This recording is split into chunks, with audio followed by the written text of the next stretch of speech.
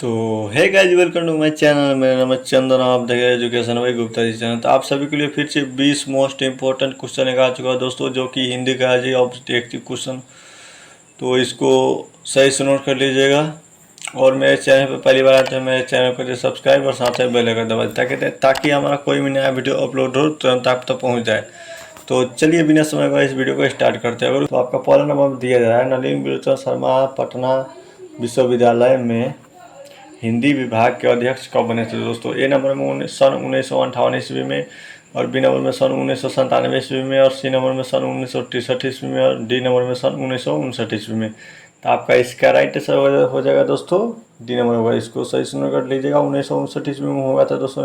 विजय शर्मा का विश्वविद्यालय में अध्यक्ष बने थे 1959 ईस्वी को। इसको आपको सही सुन कर लीजिएगा। दूसरे नंबर आपको दिया जा रहा है, आलोचकों के अनुसार प्रयोगवाद का वास्तविक प्रारंभ किसके कविताओं से हुआ था दोस्तों। ए नंबर में नलिनी बिलोचन शर्मा की कविता से, और बी नंबर में रामधारी सिंह दिनकर के कविता से, और डी नंबर में बद्रीनाथ नारायण की कविता से, और डी नंबर में सुमित्रानंद पंत के कविता से। तो आपका इसका राइट आंसर हो जाएगा दोस्तों ए नंबर में नलिनी बिलोचन शर्मा की कविता से हुआ था दोस्तों, आलोचकों के अनुसार प्रयोगवाद। तो आपको इसको सही से नोट कर लीजिएगा, अपना नोटबुक में भी इसको सही से नोट कर लीजिएगा दोस्तों। तो चलिए दोस्तों अगले क्वेश्चन को चलते हैं दोस्तों।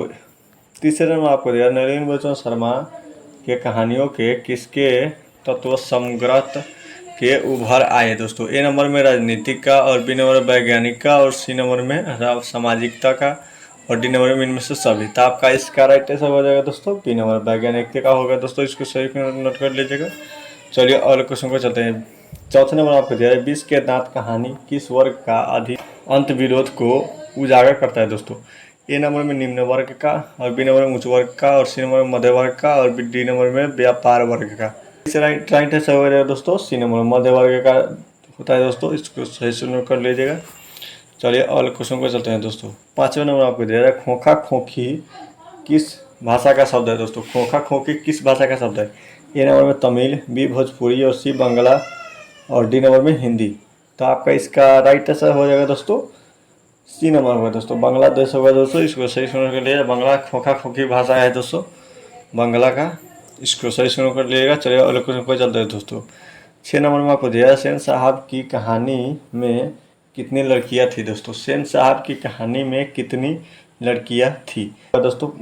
तो आपका राइट आंसर हो जाएगा दोस्तों सी 5। इसमें 5 लड़कियां थी दोस्तों सेन साहब की कहानी में। इसको सही सुन कर लीजिएगा, बार बार परीक्षा में पूछे जाने वाला प्रश्न है। तो चलिए दोस्तों अगले क्वेश्चन को चलते हैं दोस्तों। तो 7वें नंबर आपको दिया रहा है, सोफर शब्द का अर्थ क्या है दोस्तों। सोफर शब्द का अर्थ क्या है। ए नंबर में सभ्यता, और बी नंबर में संबंध, और सी नंबर में निर्माता, और डी नंबर में ड्राइवर। तो आपका इसका राइट आंसर हो जाएगा दोस्तों डी नंबर होगा दोस्तों। सही से नोट कर लीजिएगा, ड्राइवर होगा। चलिए अगले क्वेश्चन पे चलते हैं दोस्तों। 8वें नंबर में दिया है, ऐसे ही लड़के आगे चलकर गुंडे चोर डाकू बनते हैं। यह पंक्ति किस कहानी के पात्र ने कही थी दोस्तों।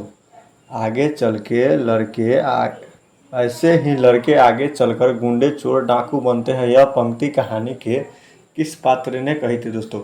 ए नंबर आपको दिया जाए सेन साहब की धर्मपत्नी, और बी नंबर में गिरधालाल, और सी नंबर में सेन साहब, और डी नंबर में सोफार। तो आपका इसका राइट आंसर हो जाएगा दोस्तों सेन साहब हो जाएगा दोस्तों सी नंबर में। इसको सही से नोट कर लीजिएगा। चलिए अगले क्वेश्चन को चलते हैं। नलिनी बिलोचन शर्मा की मृत्यु कब हुई थी दोस्तों। नलिनी बिलोचन जो कहानी का कहानीकारक है, उसकी मृत्यु कब हुई थी दोस्तों। ए नंबर में 12 सितंबर 1961, बी नंबर में 14 सितंबर 1961, और सी नंबर में 16 सितंबर 1961, और डी नंबर में 18 सितंबर 1961। तो आपका इसका राइट आंसर हो जाएगा दोस्तों 12 सितंबर 1961 ईस्वी को। ए नंबर होगा दोस्तों। इसको सुन कर लीजिएगा। चलिए चलते हैं दोस्तों।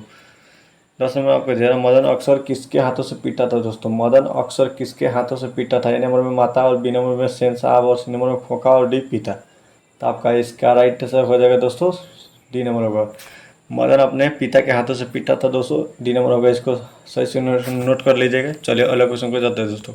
तो 11 नंबर आपको दिया है, विष के दांत शीर्षक कहानी के कहानीकार कौन है दोस्तों। ए नंबर में मोहना केस, बी नंबर में कमलेश्वर, सी नंबर में प्रेमचंद, और डी नंबर में नलिनी बिलोचन शर्मा। तो आपका इसका राइट आंसर हो जाएगा दोस्तों नलिनी बिलोचन शर्मा, डी नंबर होगा। इसको सही से नोट कर लीजिएगा।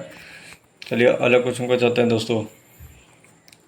12 नंबर में आपको दिया है गिरधर लाल कौन था दोस्तों। गिरधर लाल कौन था। ए नंबर में कासू के पिता और बी नंबर में मदन के पिता और सी नंबर में रजनी के पिता और डी नंबर में शेफाली का पिता। तो आपका इसका राइट आंसर हो जाएगा दोस्तों बी नंबर, मदन का पिता था दोस्तों गिरधर लाल। इसको सही से नोट कर लीजिएगा। चलिए अगले क्वेश्चन पर चलते हैं दोस्तों। तो 13 नंबर आपको दिया है खोखा का नाम क्या था दोस्तों। खोखा का नाम क्या था। ए नंबर में केसु और बी नंबर में कुसु और सी नंबर में कसु और डी नंबर में केसु। तो आपका इसका राइट आंसर हो जाएगा दोस्तों सी नंबर में कसु था दोस्तों खोखा का नाम। इसको सही से नोट कर लीजिएगा। चलिए अगले क्वेश्चन पर चलते हैं दोस्तों। 14 नंबर आपको दिया है सेन साहब अपने पुत्र को क्या बनाना चाहते थे दोस्तों। सेन साहब अपने पुत्र को क्या बनाना चाहते थे। ए नंबर में बिजनेसमैन या इंजीनियर और बी नंबर में वकील और सी नंबर में प्रोफेसर और डी नंबर में डॉक्टर।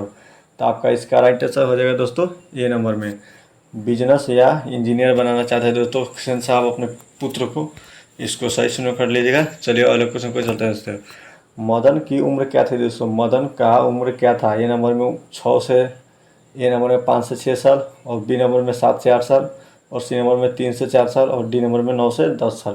तो आपका इसका राइट आंसर हो जाएगा दोस्तों ए नंबर में मदन का उम्र 5 से 6 साल था दोस्तों। इसको सही से नोट कर लीजिएगा। ए नंबर होगा राइट आंसर इसका। तो चलिए दोस्तों अगले क्वेश्चन को चलते हैं दोस्तों। 16 में आपको दिया है कसा मदन के साथ किस खेल में शामिल होना चाहता था। कसा मदन के साथ किस खेल में शामिल होना चाहता था। ए नंबर में फुटबॉल के खेल में, बी नंबर में हॉकी के खेल में और सी नंबर में बैडमिंटन के खेल में और डी नंबर में लट्टू के खेल में। तो आपका इसका राइट आंसर हो जाएगा दोस्तों डी नंबर होगा लट्टू के खेल में शामिल होना चाहते थे मदन कासा। इसको सही से नोट कर लीजिएगा। चलिए अगले क्वेश्चन को चलते हैं। 17 नंबर आपको दिया मदन के कसु ने कितने दांत तोड़ डाले थे। मदन के कसु ने कितने दांत तोड़ डाले। ए नंबर में 3 दांत और बी नंबर में 1 दांत और सी नंबर में 2 दांत और डी नंबर में 4 दांत। तो आपका इसका राइट आंसर हो जाएगा दोस्तों सी नंबर होगा दोस्तों 2 दांत मदन ने कसु के तोड़ डाले थे दोस्तों 2 दांत। इसको सही से नोट कर लीजिएगा। चलिए अगले क्वेश्चन को चलते हैं दोस्तों। तो 18 नंबर आपको दिया रहा है गिरधर लाल किसकी फैक्ट्री में काम करता था दोस्तों। तो 18 नंबर आपको दिया रहा है गिरधर लाल किसकी फैक्ट्री में किरानी था। ए नंबर में मुखर्जी साहब की फैक्ट्री में और बी नंबर में सेन साहब की फैक्ट्री में और सी नंबर में पत्रकार महोदय की फैक्ट्री में और डी नंबर में सेन साहब की फैक्ट्री में। तो आपका इसका राइट आंसर हो जाएगा दोस्तों डी नंबर में सेन साहब की फैक्ट्री में किरानी था दोस्तों गिरधर लाल। इसको आपको सही से नोट कर लेना है दोस्तों। चलिए अगले क्वेश्चन को चलते हैं दोस्तों। 19 नंबर आपको दे रहा है सेन साहब किसके व्यंग के में बैठ कर रह गए थे दोस्तों। सेन साहब किसके व्यंग में बैठ कर रह गए थे। ए नंबर में पत्रकार महोदय के व्यंग में और बी नंबर में मुखर्जी साहब के व्यंग में और सी नंबर में साहब सिंह साहब के व्यंग में और डी नंबर में गिरधर लाल के व्यंग में। तो आपका इसका राइट आंसर हो जाएगा दोस्तों ए नंबर में पत्रकार महोदय के व्यंग में सेन साहब बैठ कर रह गए थे दोस्तों। इसको आपको सही से नोट कर लेना है। चलिए अगले क्वेश्चन को चलते हैं दोस्तों। 20 नंबर में आपको दे रहा है मदन किसका पुत्र था दोस्तों। मदन जो है किसका पुत्र था। ए नंबर में सेन साहब, बी गिरधर लाल और सी सोफर और डी सिंह साहब। तो आपका इसको राइट आंसर हो जाएगा दोस्तों बी नंबर में गिरधर लाल का पुत्र था मदन। इसको आपको सही से नोट कर लेना है। आपका क्वेश्चन यहीं पे समाप्त होता है दोस्तों। तब तक के लिए जय हिंद जय भारत।